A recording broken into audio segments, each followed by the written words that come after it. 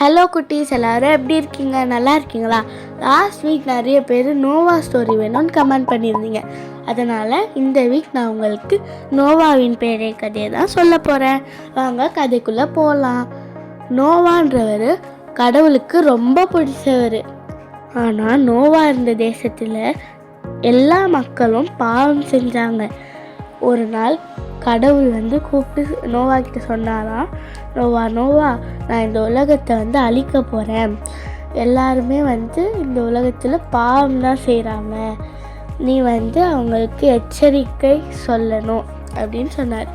அதுக்கு நோவாவும் சரி ஆண்டவரே அப்படின்னு சொன்னார். அதுக்கப்புறம் கடவுள் என்ன சொன்னாராம், உன்னோட குடும்பத்தையும் உன்னையும் நீ காப்பாற்றிக்க ஒரு பேழை செய்யணும். ஆர்க்கை நீ கட்டணும் அப்படின்னு சொன்னார். அதுக்கு நோவாவும் சரி அப்படின்னு சொல்லிட்டு அதுக்கான வேலையெல்லாம் ஸ்டார்ட் பண்ணிட்டு இருக்கும்போது அந்த ஊர் ஜனங்க வந்தாங்களாம். வந்துட்டு நோவா நீ எதுக்காக இந்த வேலையெல்லாம் செய்கிற அப்படின்னு கேட்டாங்களாம். நோவா உடனே சொன்னாராம், கடவுள் என்னையும் என் குடும்பத்தையும் காப்பாற்றிக்க இந்த பேழையை செய்ய சொன்னார். இந்த உலகத்தை அழிக்க போகிறாராம். நீங்கள் பாவம் செய்கிறதுனால உங்களுக்கு இந்த எச்சரிக்கை விட சொன்னார். நீங்களும் உங்களை காப்பாற்றினோன்னா இந்த பேழைக்குள்ளே வாங்க அப்படின்னு சொன்னாங்க.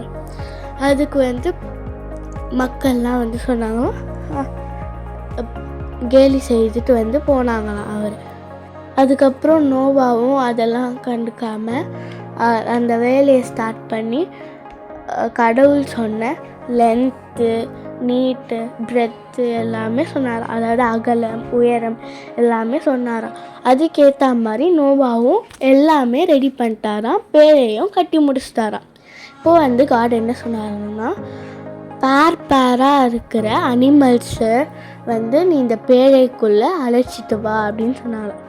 அதுக்கும் நோவா சரி அப்படின்னு சொல்லி எல்லா அனிமல்ஸையும் பேராக எடுத்துகிட்டு வந்தாராம் அந்த பேழைக்கு.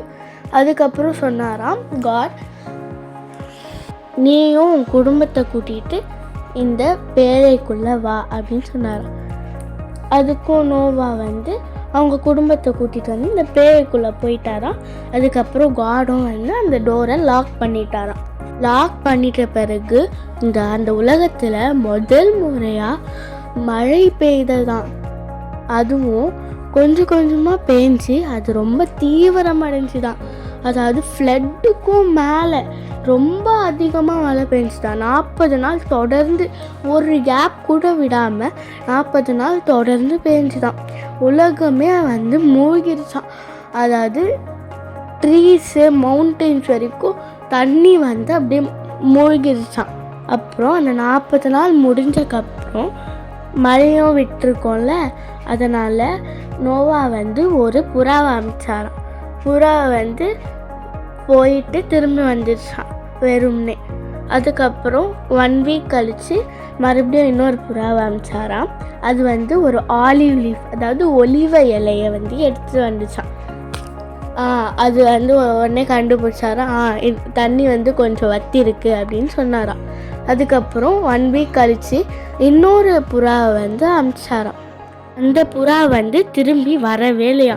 அப்போ அவர் கண்டுபிடிச்சாராம், உலகம் தண்ணீர் இல்லாமல் நார்மல் ஆயிடுச்சு அப்படின்னு கண்டுபிடிச்சி, அதுக்கப்புறம் எல்லாரையும் அனிமல்ஸையும் வெளியே விட்டுட்டு அவங்க குடும்பத்தையும் வெளியே விட்டுட்டு காட்க்கு தேங்க் பண்ணாராம். இதோட இந்த ஸ்டோரி முடிஞ்சிச்சு. ஆனால் உங்களுக்கு ஒரு கேள்வி இருக்குது. நான் சொல்கிற கேள்விக்கு நீங்கள் கமெண்ட் பண்ணுங்கள்.